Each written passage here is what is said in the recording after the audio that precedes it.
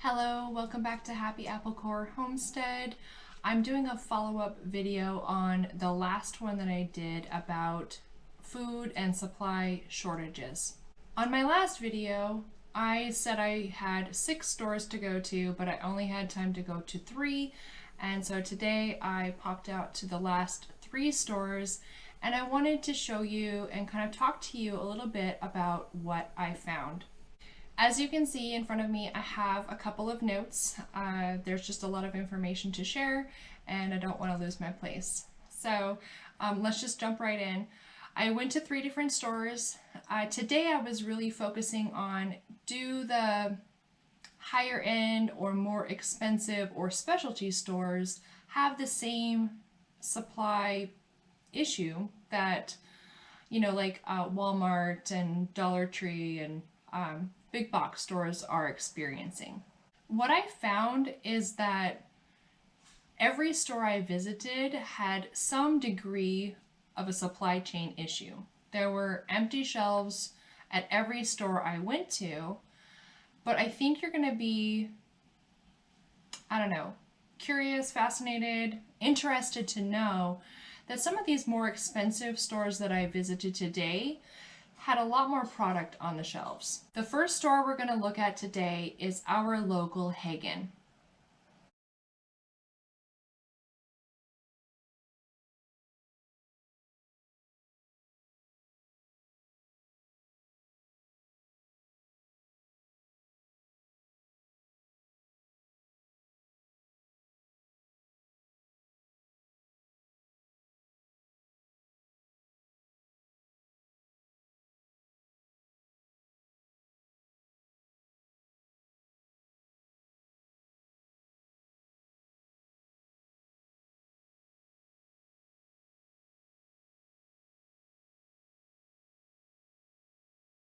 As you can see from the photos, there are some empty shelves. There are some notices up about supply disruptions, but by and large, there's a good amount of product in the store.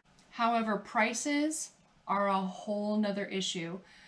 This particular store is one of the most expensive stores in our area. One of the great things about this particular store is that they stock a ton of specialty items, such as vegan foods, gluten-free, dairy-free, lactose-free. These are, they're really specialty items that a lot of people are looking for. And when I went there today, a lot of those things were missing. But as you can see in the photos, their produce section was beautiful.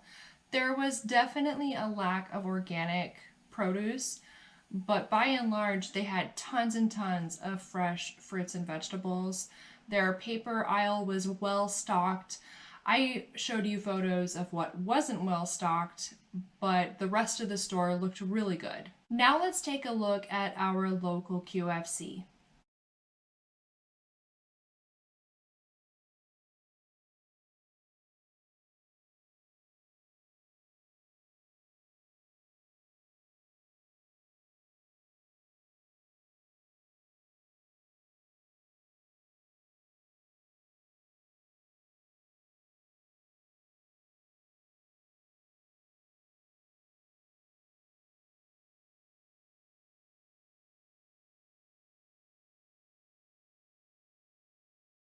This store had a lot more empty shelves than the Hagen we saw earlier, but I did see some third-party vendors that were there when I was shopping, refilling aisles like chips and things like that.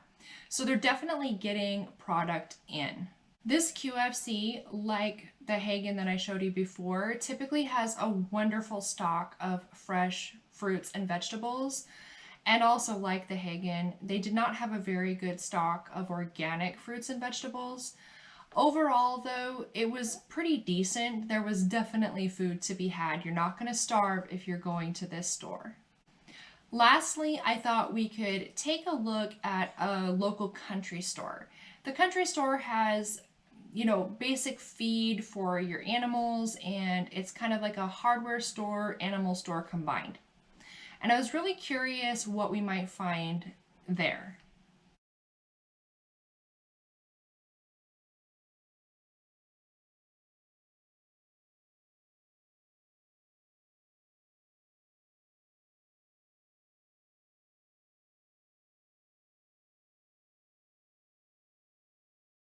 So one of the biggest and greatest things that I discovered is, pet food. What you couldn't find at the Walmart or any of the other stores was a really great stock of pet food. They were low on a couple of things, but I was able to get a good stock of chicken feed, the kind that I like to feed to my hens and roosters. But by and large, even though some of their shelves were a little bit low, there was plenty to choose from. In fact, I was able to get almost everything on my list except for seasonal items such as fertilizer and vermiculite, which typically don't come into the store unless they have a surplus until probably about March. I will be going back. I don't think I'll do a video on that just because March is growing season for me, but I just wanted to let you know that our local feed stores have a great amount of hardware and pet food and animal feed, and they're really doing a good job. Again, with the prices, they're high, you guys. I really feel like maybe I should do a video on just talking about inflation and how that's affecting people around the country and in our state as well. With that said, the answer to the question that I posed is, are all stores equal? No, they're not, you guys. If you have the money, there's still stores that are bringing in product. What I'm really concerned about, though, is people who are on a fixed income. People who rely on the Dollar Tree and Dollar General and Walmart in order to buy food for their families. And not just food, but just everyday basic hygiene items and things of that nature. I didn't do a video on the dollar store because there's so many videos out there on what's going on at the local dollar stores. They're decimated, you guys. Ours too. There's no difference there. I was trying to give you a little bit of something different to take a look at. I want to encourage each of you that have just a couple extra dollars even, or if you're way up higher in your income bracket, please buy the things that you like and donate them to the food bank. Because this inflation thing, we're just at the cusp. It's going to get so much worse before it gets better, if it ever gets better. And of course, I always encourage you, if you can, to grow your own food. You can grow your own food in pots. You don't have to have a big garden like I do. So much food you can grow just in little pots on your patio if you have one, or even in your window if you haven't even got a patio. Please take one step today to help someone else and to become more self-sufficient, or to help someone become more self-sufficient. You guys, things are not going to get better. I know you want them to. I know your heart yearns for, the way that things were 2 years ago, 3 years ago. It's not going to happen, okay? It's not. I'm sorry to tell you something that you don't want to hear, but it's true. Now is the time to learn a new skill, to grow your own food. And more importantly, if you're already doing that and you're watching this video right now, it is on you. It is your responsibility to teach someone else how to grow their own food, help them find the resources that they need to become more self-sufficient. And also donate to your local food pantry every month, every week if you can. We all have to be caretakers of one another. Yes, take care of your family first. Family first always. And then take care of your friends, okay? Take care of strangers. We are going to need each other more than we have ever needed each other before.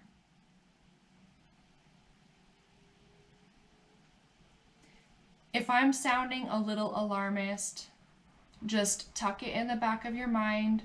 Don't stress about it. Don't allow me to stress you out, but just keep it in the back of your mind, okay? All right, with all that said, I am pretty much done with this video series of what's going on in the grocery stores. There's tons of people across the country and across the entire world that can corroborate what I'm saying. Thank you for watching this video. My next video coming up is going to be just a little bit of tips and tricks on long-term food storage. This is a tiny little bag of beans that I have here, and I'm going to talk to you a little bit about how you can build up a long-term food storage and how to save it in a way that's going to be effective for your family for many, many years to come.